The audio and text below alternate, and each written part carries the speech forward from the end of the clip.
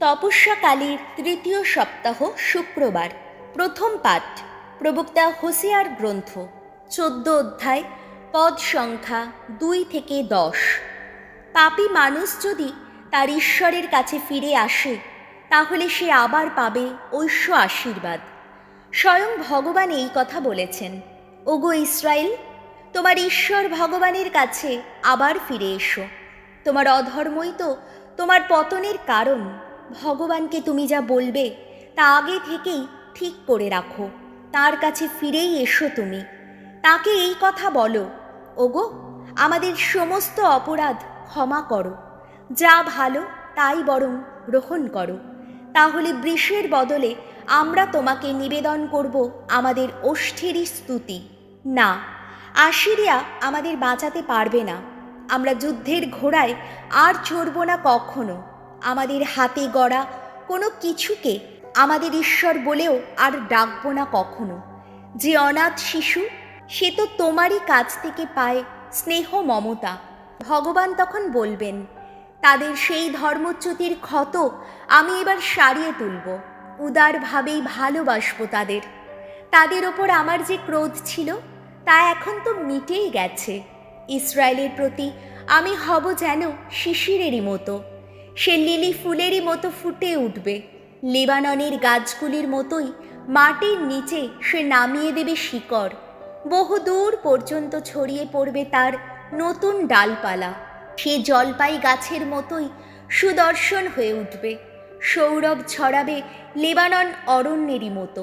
তার ছায়ায় আশ্রিত ছিল যারা, তারা ফিরে আসবে আবার। তারা আবার ফলাবে শস্য ফসল। ফুলে ফুলে ভরে উঠবে তারা আঙুর গাছের মতো। লেবাননের সুরারি মতো সুনাম পাবে তারা। এফ্রাইম এবার বলবে, ওই সব অলিক দেবতার সঙ্গে কি আর সম্পর্ক থাকতে পারে তার? আমিই তো তার ডাকে সাড়া দিই, আমিই তাকে আগলে রাখি। ওগো এফ্রাইম, আমি যেন সেই চিরশ্যামল দেবদারুরই মতো। আমারই জন্যে আসে তোমার সফলতা। হে প্রাজ্ঞ মানুষ, সে আমার এই কথার অর্থ বুঝে নিক। যে প্রাজ্ঞ মানুষ, সে আমার এই কথার অর্থ বুঝে নিক। যে বুদ্ধিমান, সে এইসব কথার অর্থ তলিয়ে দেখুক। কেননা ভগবানের দেখানো সমস্ত পথ তো সোজা সরল পথ, আর ধার্মিকজন তো সেই পথেই চলে। কিন্তু অবিশ্বস্ত যারা, তারা শুধু হোঁচট খেয়েই মরে। প্রভুর বাণী। শ্যাম সঙ্গীত ধুয়ো। আমাদের ঈশ্বরের বাণী যেন অন্তর দিয়ে শুনি। শুনলাম আমি অজানা এক কণ্ঠের এই বাণী। নামিয়ে দিয়েছি আমি তোমার কাঁধের সেই বোঝা। তোমার 2 হাত মাটিতে দিয়েছে ফেলে মজুরের ঝুড়ি। সংকটে ডেকেছ তুমি, আমিও তোমায় তাই করেছি উদ্ধার। ধুয়ো। আমাদের ঈশ্বরের বাণী যেন অন্তর দিয়ে শুনি। অন্তরাল থেকে সাড়া দিয়েছি বর্জ্যের হুঙ্কারে। মেরিবার সেই জলাশয়ে তোমাকে সেদিন আমি করেছি যাচাই। ওহে আমার আপন জাতির মানুষ, শোনো তুমি, তোমায় সাবধান করে দিচ্ছি আমি। দোহাই তোমার, ওগো ইসরায়েল, যা বলছি শোনো একবার। ধুয়ো। আমাদের ঈশ্বরের বাণী যেন অন্তর দিয়ে শুনি। যেন কোনো বিদেশি দেবতা তোমার ঘরের মধ্যে না পায় আসন। তুমি যেন প্রণত না হও বিজাতীয় কোনো দেবতার চরণে। তোমার আপন ঈশ্বর এই যে আমি, ভগবান। আমি তো মিশর থেকে তোমাকে এখানে এনেছি। ধুয়ো। আমাদের ঈশ্বরের বাণী যেন অন্তর দিয়ে শুনি। আহা, আমার আপন জাতির মানুষ আমার কথা যদি শুনতো এখন, ইসরায়েল যদি আমার দেখানো পথেই চলতো এখন, আমি কিন্তু ইসরায়েলের মুখে তুলে দিতাম সব সেরা গমের ফসল। পাহাড়িয়া মধুতেই তাকে আমি তৃপ্ত করতাম। ধুয়ো। আমাদের ঈশ্বরের বাণী যেন অন্তর দিয়ে শুনি। বাণী বন্দনা। হে খ্রিস্ট, হে করুণা ঘন, নমো হে, নমো হে। আর দেরি নেই, আসছে স্বর্গরাজ্য। এখন অনুতাপ করো, মন ফেরাও তোমরা। মার্ক রচিত মঙ্গল সমাচার। 12 অধ্যায় পদ সংখ্যা 28 থেকে 34।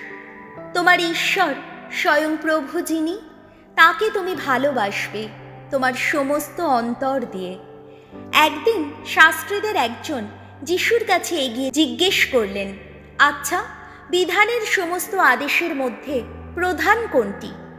উত্তরে যিশু বললেন, প্রধান আদেশটি হলো এই, শোনো ইসরায়েল, আমাদের ঈশ্বর প্রভুই একমাত্র প্রভু। আর তোমার ঈশ্বর স্বয়ং প্রভু যিনি, তাকে তুমি ভালোবাসবে তোমার সমস্ত অন্তর দিয়ে, তোমার সমস্ত প্রাণ দিয়ে, তোমার সমস্ত মন দিয়ে, আর তোমার সমস্ত শক্তি দিয়ে। দ্বিতীয় প্রধান আদেশটি হলো এই, তোমার প্রতিবেশীকে তুমি নিজের মতোই ভালোবাসবে। এই দুটির চেয়ে বড় কোনো আদেশই আর নেই। সেই শাস্ত্রী তখন যিশুকে বললেন, ঠিক কথা গুরু, আপনি ঠিকই বলেছেন যে ঈশ্বর অনন্য, তিনি ছাড়া আর কোনো দেবতাই নেই।